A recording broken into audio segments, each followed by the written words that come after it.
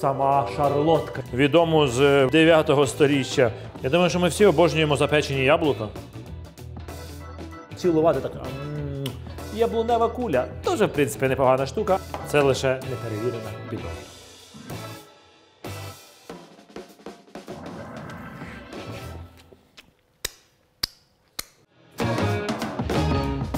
Всіх вітаю! Я, знаєте, звик уже до цієї кухні, не знаю, чи звикли ви. Напишіть в коментарях, чи вам щось подобається. Можливо, тут треба поставити квіточку, ще щось.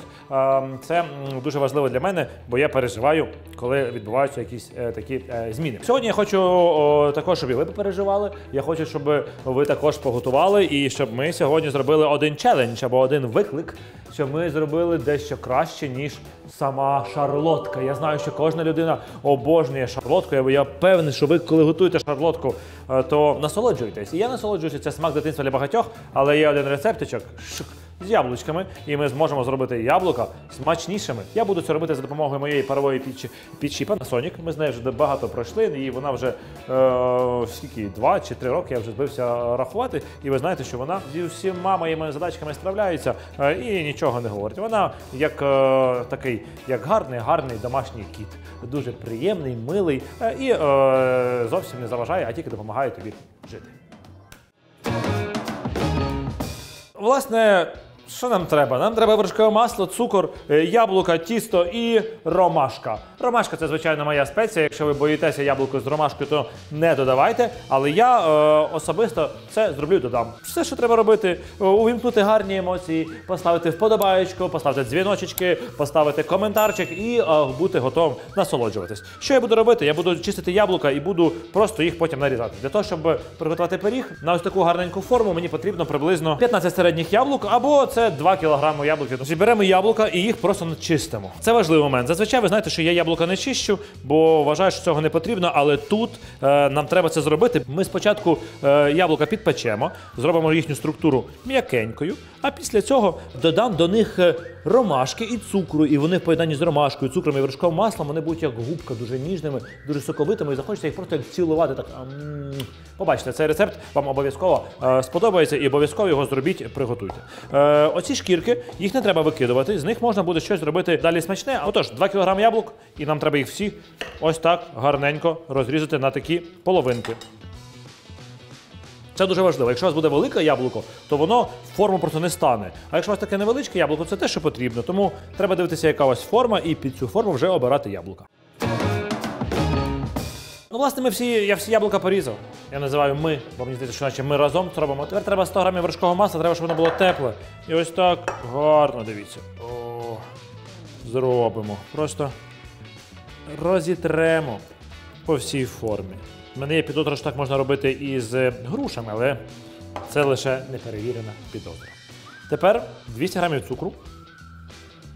Висипаємо і дрібку можемо лишити, потім посипати. Ось так.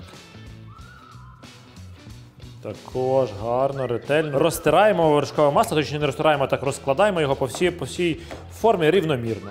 Власне, а тепер туди, в цю форму, вкладаємо яблука. Я думаю, що ми всі обожнюємо запечені яблука.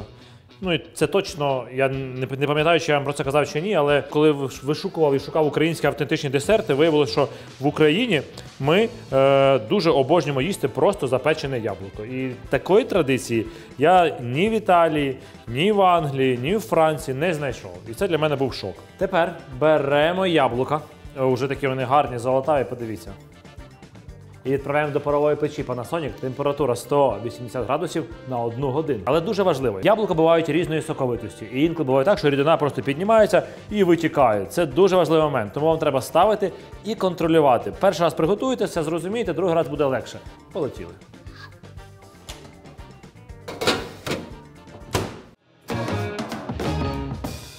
Одна година пройшла.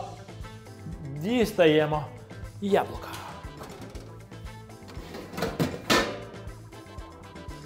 Дякую тобі.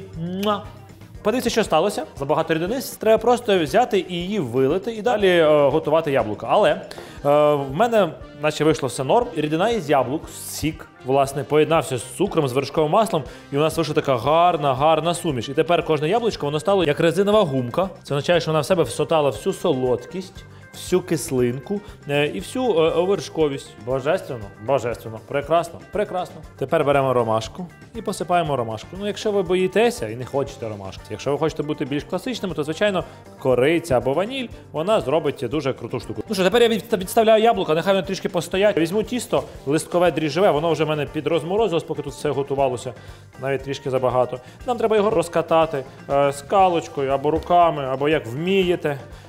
І, власне, накрити цим тістом запечені яблука. Отож, я беру цілий кілограм тіста, розділяю його на дві частини і або трішки підрозкочу, якщо воно заморожене, але в мене воно вже трішки розтануло, тому ось так легенечко.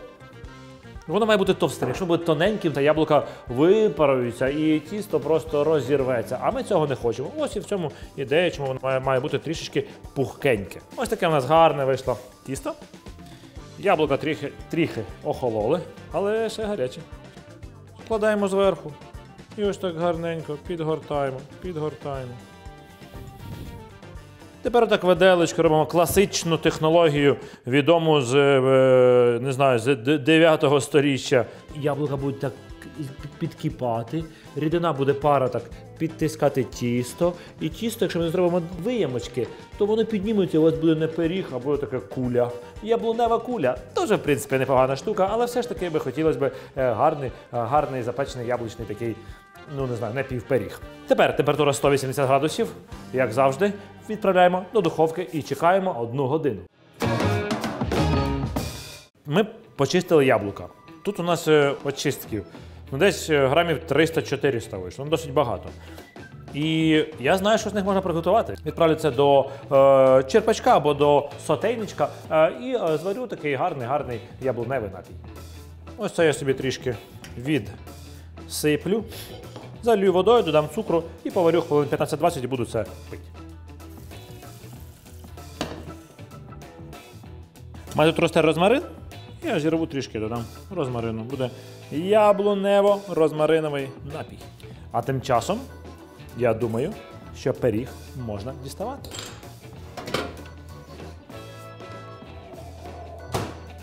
Ось такий він гарненький і смачненький. Ну і тепер беремо гарну таку тарілку і перевертаємо одним дуже різким рухом. Це найважче, але я думаю, у вас вийде.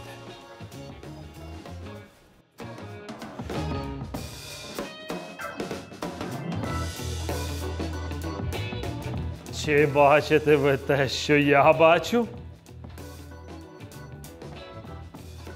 1 година яблучка самі запікаються. І ще 1 годину вони запікаються з тістом. У нас 200 грамів цукру і 100 грамів вершкового масла. І подивіться, яка виходить гарна карамель. Якщо ви хочете ще більше карамелі, ви можете зробити ще більше карамелі. Для цього додайте ще на 50 грам більше цукру. Більше цукру, більше карамелі. Ну, власне, я боюсь це чіпати, але я маю вам його розрізати і скуштувати.